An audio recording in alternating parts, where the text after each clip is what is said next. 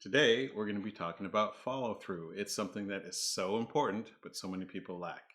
So, we'll say why it's important and how you can make sure you're the type of person who always follows through.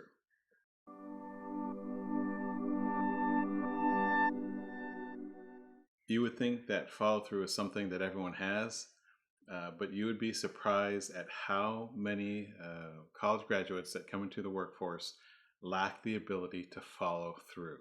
The reason why follow through is so important is because when someone is able to follow through, whether you are an employee or you have your own business, follow through means that you are able to complete something the right way, on time, and on budget. And that's so important in business, whether it's your business and you're doing something for a client, or if you're working for a company. Doing it the right way, on time, and on budget. Those are keys. Now, follow through is not just something that you say simply that, okay, I can develop follow through, because it requires developing a number of soft skills. So, for example, follow through requires that you have self confidence, that you have pride, that you have determination, that you're responsible, that you're flexible, that you're a problem solver. But we won't go into all of those things in this particular video. In this particular video, we'll just cover 4 things, practical things that you can do to make sure that you follow through and are therefore very valuable to your employer. The first practical point is know what's being asked of you. Know what you're saying yes to or that you're committing to. So many times when people don't follow through, it's because along the way they all of a sudden find out, wow, I didn't realize that this is what was involved in what I was supposed to do. And so they don't complete it on time, they don't complete it correctly, or they don't complete it within the budget. So before, the very first thing you need to do in order to be able to follow through is know what's being asked of you. That's the first thing. The second key is this: make sure you have the time, the know-how, the ability, the knowledge to accomplish what was asked of you, and make sure that you're able to understand if you have the time and the bandwidth, if you are able to follow through once you know what it is that's expected of you. So they're 2 different things, but they go hand in hand, right? So number 1, be very clear about what it is you're committing to. And number 2, make sure that you have everything you need to complete it. There's so many people, that's like a number 1 excuse, those 2 things. Well, why didn't you get this to me? Or why is this not done? Oh, I didn't know that's what you wanted. Or we didn't have the time. Or we didn't have this or that software. Or we didn't know we'd need this.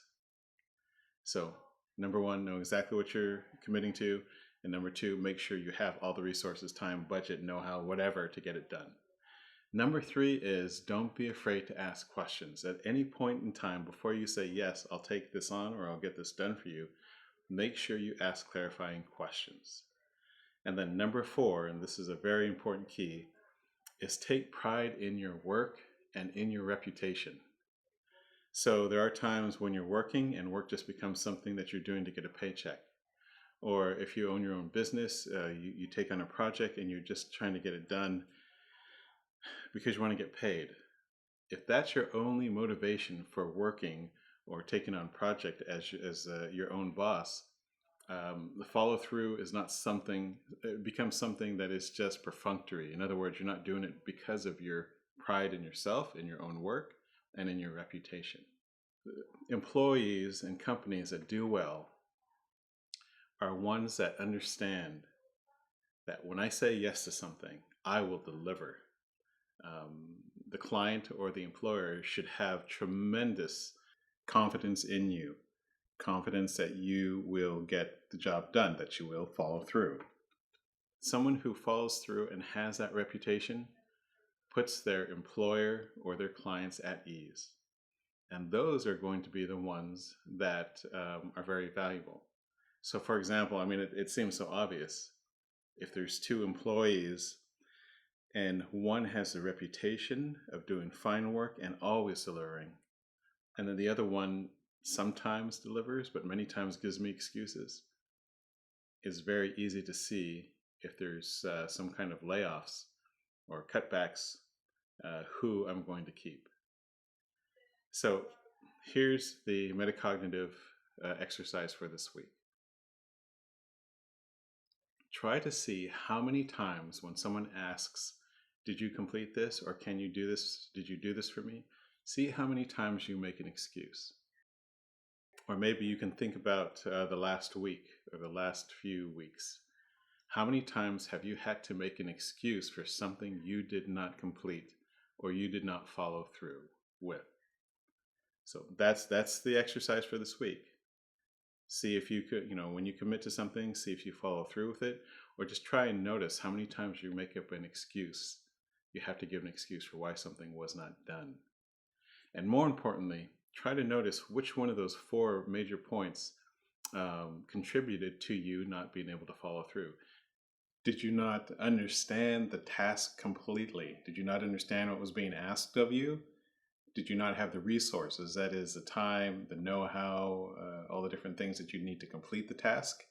Did you not ask enough questions to be sure that you knew exactly what to do and what you needed to get the job done?